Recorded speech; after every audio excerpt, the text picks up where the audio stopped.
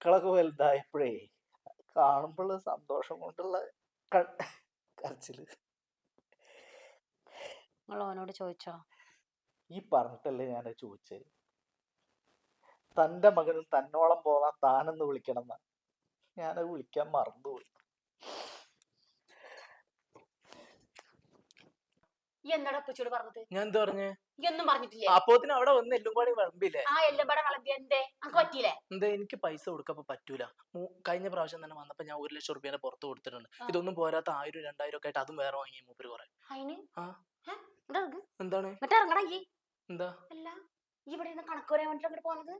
എന്താ ഞാൻ കഷ്ടപ്പെട്ട് പഠിച്ച് ഉണ്ടാക്കിയ ജോലിയാണ്. എനിക്ക് കിട്ടണ പൈസ മുഴുവൻ എന്റെ വാപ്പ വാങ്ങിക്കഴിഞ്ഞാൽ ആദ്യമായിട്ട് ചങ്ങായി മേടിച്ച ലാക്ടോജന്റെ പൗഡറിന്റെ പൈസ എടുക്കടാ ഈ ഒരു ആദ്യം മേടിച്ചതിന്റെ പൈസ എടുക്കടാ. അനക്കട പൈസ എടുക്കടാ.